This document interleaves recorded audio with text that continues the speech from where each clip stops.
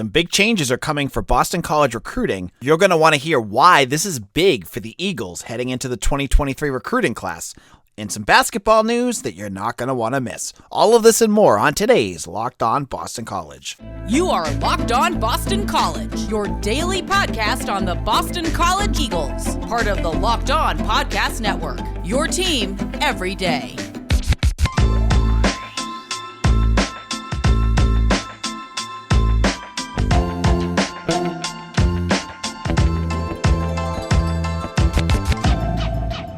This is Locked On Boston College. AJ Black. I am the editor and publisher of bcbulletin.com.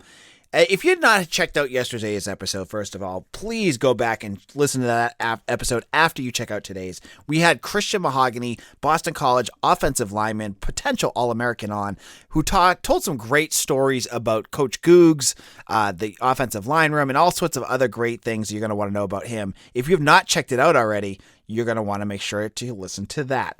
But we're here to talk a little bit about recruiting. And now we usually have our recruiting Wednesdays, but we're going to make this recruiting Tuesdays this week.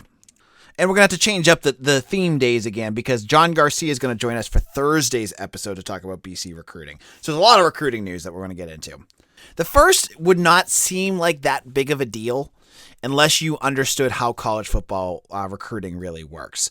So on Monday, all the BC coaches started tweeting out like all at the same time about all of these different events that they're going to have at Boston College. These include the one-day showcase on June 5th and June 12th, the 7-on-7 showcase on June 23rd, the big man showcase on June 23rd, and the specialist showcase on June 4th.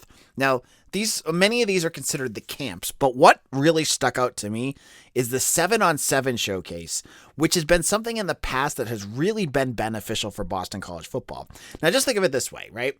This is a chance to get a whole group of recruits from an area on campus to play together. And you could say, oh, this is great. You got to play with so-and-so. Now, think of like Azar Abdul Rahim. This is a guy that has infinite connections in the DMV area, District of Columbia, Maryland, and Virginia.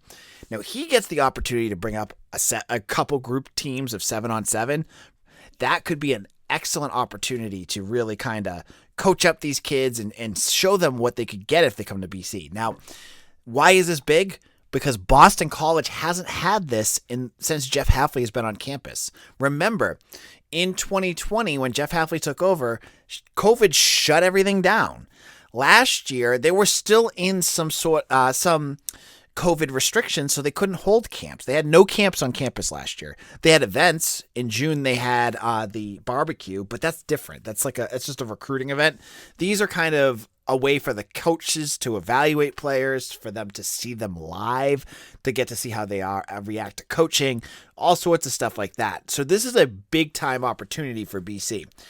This is going to be a chance for them to find some of those elite players that are kind of diamonds in the rough. Instead of just watching them on huddle films, they're going to get a chance to see them up close and personal.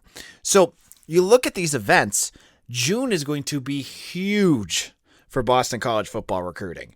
I mean, they have 5 weekend dates that are going to really help shape what this class of 2023 is going to look like. It's been really quiet, and losing Jordan Mayer to decommitment last week made it even quieter because BC's sitting at 6.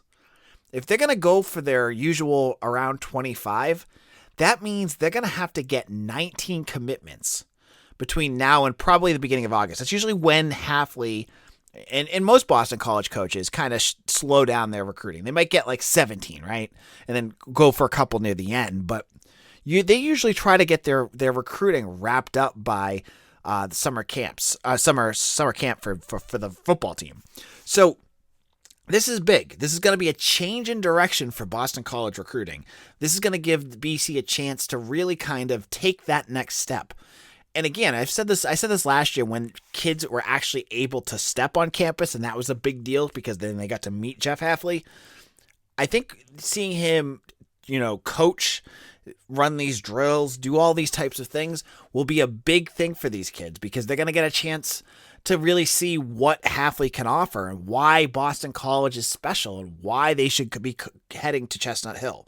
So I thought that was an interesting little nugget that really kind of changes how BC recruiting should be heading off. Now, I didn't get a chance to really dive into the Jordan Mayer decommitment yesterday because of the Christian Mahogany interview. So I want to get into that now. So Boston College defensive end commit Jordan Mayer from Pennsylvania decommitted from Boston College on Friday. I talked to Jordan on Twitter. He said, I just kind of rushed into it. I think he wanted to do some extra visits, and the way college football works, once you're committed, a lot of coaches don't want you to do your official visits. They want you to be locked into their program. And so you see this a lot. This is not a Boston College thing. This is a NCAA, like a lot of teams do this type of deal where if a player's like, yeah, but I want to do this, and then the coach is like, no, you really can't, or we're not going to honor your commitment, then they're like, okay, fine, I'll decommit. Well, you saw the reason why on Friday, why Jordan Mayer probably wanted to, because he got an offer from Wisconsin. And he's already been on, I think it was Rivals.com had him saying, this is how any other school is going to beat Wisconsin is going to be hard to gauge, blah, blah, blah, that kind of stuff. So it looks like Mayer was just doing what any player is going to do. Now, don't hate on Jordan Mayer for this, because I saw some people saying ripping him, calling him immature. This is the game that all recruits play. This is the game coaches play too. Remember, there's coaches that do remove commitments and verbals when a player doesn't fit what they want. This isn't a one-way street here. So though Jordan Mayer seems like a bad guy because he's backed off a BC commitment, he's doing what's best for him. And just like I say for the transfer portal, I feel very strongly about players' advocacy and what they can do. I'm not a huge fan of what Jarris Hamilton's doing, where he's on 4 schools in 4 years. But if Jordan Mayer isn't in school yet, it's still 8 months before he has to sign. Why can't he decommit? I feel like this is fine. So he seems like he has no ill will. I doubt he'll end up at Boston College. His recruitment's blowing up. He's got, a ton of big offers right now. I think I saw just Michigan State offered him, but he's got a bunch of offers. So this is a stinger because he was a very interesting player. I mean, as we said with John Garcia last week, he plays violently. He would have been a good fit for BC. But, there's other fish in the pond, and one fish to watch for is Deshaun Womack, a 4-star defensive lineman from St. Francis Academy who put Boston College in their top 10.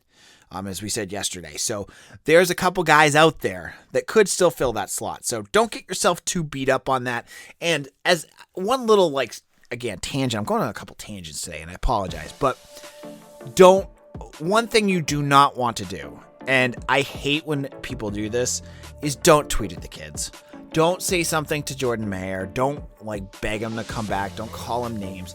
And most of you guys don't do that, but I see other teams do it. I've seen a couple of our fans do it.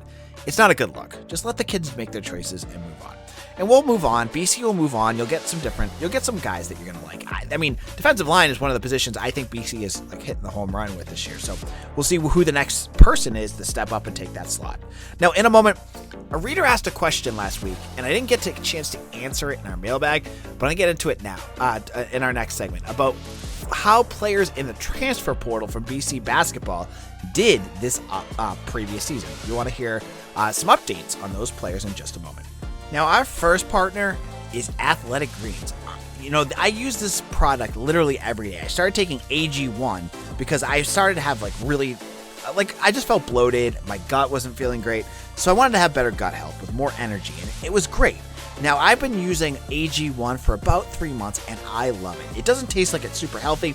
It's kind of a mild tropical flavor that I actually look forward to each morning. It's delicious. It's actually really good. So why do I do this? With taking AG1, I'm absorbing 75 high-quality vitamins, minerals, whole food source superfoods, probiotics, and adaptogens that help me start my day off right. This special blend of ingredients supports your gut health, your nervous system, your immune system, your energy, recovery, focus, and aging. All of these things, all in one little scoop. You got to check this out because some of you take multivitamins, but it's important to take one with high quality ingredients that your body will actually absorb. AG1 is a small micro habit with big benefits. One thing you can do every single day to take care of yourself, and it costs less than $3 a day. It's cheaper than your cold brew coffee habit, and you're investing in all-in-one nutritional insurance, which make sure to check it out because they've had 7,000 5-star reviews. Now, you're not going to beat that. So, to make it easy, Athletic Greens is going to give you a free 1-year supply of immune-supporting vitamin D and 5 free travel packs with your first purchase. All you have to do is visit athleticgreens.com/college. Again, that is athleticgreens.com/college. Take ownership over your health and pick up the ultimate daily nutritional insurance. Now, for a big announcement. For the first time ever, Locked On is hosting live coverage of the 2022 NFL Draft from our studios in Dallas with pick-by-pick analysis from our local team experts and draft gurus. Tune in all 3 days as our draft team guides you through every pick and every trade in real time. It all starts on Thursday, April 28th, 7 p.m. Eastern Time, available on Locked On NFL on YouTube and on the Odyssey app. So, Locked On Boston College, AJ Black here. This is draft week, and again, we're going to have wall-to-wall coverage on the draft coming up as we get closer to the end of the week. We'll have Mitch Wolf back on to talk about some of the draft rumors that we have here. We'll also talk when Zion Johnson gets drafted. And then next week, we'll get into the aftermath. Where did Alec Lindstrom get drafted? Because he won't get drafted until we record for Monday's episode. And all the undrafted free agents who sign with NFL teams on Sunday. You're going to want to check those out as well. So one of the biggest news items over the last 2 years has been the transfer portal. Thousands of players have entered the transfer portal, and a news report came out today that only 54% of players that enter the transfer portal have found new homes, which I thought was a really staggering number. And there's a lot of push now that a lot of these kids are getting bad advice and that some of them are not getting their degrees, and it's heartbreaking for programs, coaches, mentors, all these guys to see these kids trying to make their best decision and it ends up biting them in the butt.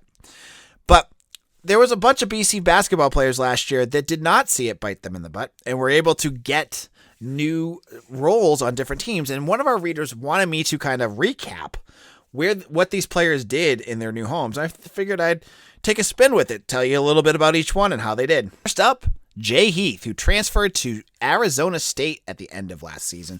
Now, of any of the players that left, he was one of the ones that stung a little bit the most. A good offensive scorer, gave BC a little bit of a pop from outside. Well, he transferred to Arizona State and was the second leading scorer on the team, averaging 28.4 minutes per game and scoring 10.6 points per game while shooting 43% beyond the three-point line, the best mark on the Sun Devils roster. Now, the big news about him is he's back in the transfer portal again. On Monday, Jay Heath announced that he's going back in the transfer portal. So just as I kind of joked about Jarius Hamilton in that last segment, Heath is kind of following in that same footprint, going on to his third team in 3 years. And this one strikes me as odd because Arizona State, a big basketball program with a rich history. Now, to be fair, they struggled again. They only went Pac-10 play. They went Pac-12 play, 10-10 and 14-17 on the season. So kind of understand a little bit of it. He seems like he's chasing to find a winning team. So he's one that didn't find the right fit, but it seems like he's going to be successful no matter where he goes. So Jay Heath will obviously try to find a new spot. And from there, his other partner in crime, CJ Felder, a forward who transferred to the Florida Gators, his season didn't go as well as Heath. Now, his minutes were cut in half from what he had at BC. He had 25 minutes per game at BC. He's down at 12 with the Gators. And then he was averaging 3.5 points per game, 2.3 rebounds per game. Not really all that effective all that last year. Now, his last game against Kentucky, he played 1 minute. He had 12 points was his season high against Alabama earlier in the year. And, he really wasn't, he's much more of an end of the bench depth player. Of any of the players that I thought, between him and Heath, I thought Felder would be a better fit for the transfer portal, especially with their coach leaving. He just seemed like he was seemed like a better fit for him to get out of there. But I guess if you're going to play with an SEC team and he's got a good new coach there, that maybe he'll stay. But again, the transfer portal is going to be crazy for the next couple days because by May 1st, you need to declare by May 1st if you want to be eligible for next year. So all these players that are kind of hanging around, you might see Felder enter. That's why Heath probably joined right now. So that's two of the players that entered. Kamari Williams, who I never thought would have much of a role doing much of anything, actually found a better role for himself with the Miami of Ohio Redhawks, averaging 6 points a game, 3.5 rebounds, and shooting 44%, from the field. His minutes per game averaged about 19, so he was one of the first guys off the bench. Good free throw shooter, good outside shooter, so good for him. Kamari Williams, who I always watch and go, man, that kid needs to eat a burger, has found a good role in the max, so that's a positive right there. Probably the biggest success story was Rich Kelly, who I watch what Earl Grant does with his defense and said, oh man, Rich Kelly never would have fit with the team. But, I mean, wouldn't you love to have seen him come off the bench to give you a little bit of 3-point shooting? He had a great season with UMass. Now, he shot 12.5 points per game, 2 rebounds, and 3.5 assists. And he was a starter playing 31 minutes a game. For a bad UMass team, he had a good, really, really good season. So Rich Kelly was definitely a success story, and he did the right thing. I mean, he would have definitely not have seen the court. I mean, if you looked at BC's front court between the Langford brothers and Zachary, you might have seen Kelly in a little bit to start the season off, but he made the right move. He was not going to fit with the system that they're doing here. He's not a physical guard, and he found a good spot and had some success, so that's good. Just a little bonus. Someone had asked about some of the older players. Julian Rishwain, I think, is a player you're going to want to watch next year. He plays for San Francisco. Now, their head coach just left to go to I think he's the one that went to Florida. And Rishwain had some really big games near the end of the season. He scored 20 points against Gonzaga in the WAC first round. So, he only averaged 7.5 points per game, which was down from last year. But, I mean, in his last couple of games, he had 13 points, 18 points, 20 points. So he's a player I could see, with his last season having a big year. So those are where BC's transfer guys are going. And just as a little nugget about transferring, keep your eyes open for Brevin Galloway, who announced his final two as South Carolina and Clemson. Now, those are two schools that are right in his backyard, and we all remember his game against Clemson. That was a big emotional game for him. That's a perfect opportunity for Galloway to get back home. I mean, he started at the College of Charleston, but now he's going to hopefully get a chance to play at one of the bigger programs at his home. So that's good for him, and it seems like he's doing well health-wise because they showed videos of him at practicing at the power gym, and he was dunking, and he said it's the first time he's dunked since 2020. So we'll see where Galloway heads in just a moment. In our final segment, we'll get into all the news items from Monday, which includes a basketball player from the women's team finding a new home, and some more Jerry York replacement rumors from a well-connected BC blogger.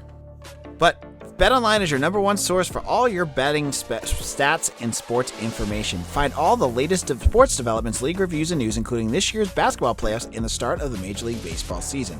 BetOnline is your continued source for all your sports wagering info, from live betting to playoffs, esports, and the NFL draft. Head to the website today or use your mobile device to learn more about the trends in action. Head on over to BetOnline, where the game starts. This is Locked On Boston College. AJ Black here. You can follow me on Twitter at AJBlack_BC. So, looking at some news from Monday, it was actually late Sunday night that Boston College forward Cam Schwartz, their leading scorer, entered the transfer portal and committed to Georgia Tech. Now, Georgia Tech was a good basketball team last year, and this is a big loss for BC because Schwartz was a good high-volume scorer for the Eagles, averaging about 16 points a game. She had some big buckets in some of those big moments. I'm not sure why she's not staying with BC. I couldn't even fathom a guess of why she's leaving. The big thing that I noticed, though, is she's an Atlanta girl. She's from Atlanta, so she's going back home. I mean, that could be a reason why you'd want to commit. I mean, she's been in college for 4 or 5 years now. Wouldn't you want to play at a home court for a little bit and have a little fun playing in front of your family and friends? I mean, I can understand, especially if you get an extra year of eligibility. So this is another series of losses for BC women's basketball, who already lost Marnell Garrard and Clara Ford and Jalen Batts this offseason. Now, I've kind of written off a lot of these transfer portal newses as either due to COVID pushing some of the older players out, or because there's other reasons. I mean, a lot of players are just moving around. I think this is just kind of the game right now. I mean, the way all sports are looking. I mean, look at what basketball is right now, the men's side. There's so many teams that are losing 4, 5, 6 players out of a 13-player roster to the transfer portal. And women's basketball is not immune to this. And so these players are getting extra years because of COVID. They're thinking of other places that they might want to play, and they're going to go take a chance at it.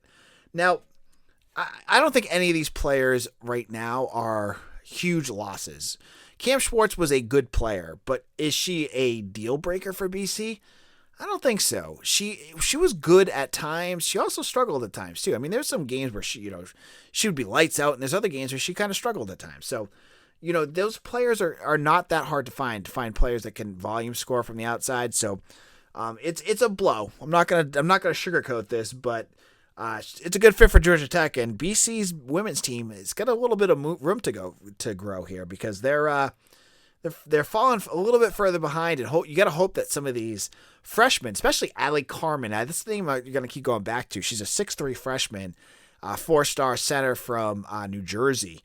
That could really be a big difference maker for BC next year. So she's gonna be a big one to watch for the Eagles next season. And in that is really darn cool moment was Sean Marshall, who we've had on this podcast. You have to go back to like April or May last year. March or April last year. I had him on the show, and he posted a picture of himself with Prince Aligbe, who is a 4-star forward that's committed to Boston College. And he tweeted out with it, worked out Prince Buckets last night, that's his Twitter handle, who's part of the incredible incoming freshman class for BC men's basketball. Love the direction BC is going with Earl Grant. Culture is shifting. Prince will be a stud. Love how he worked. #GoBC.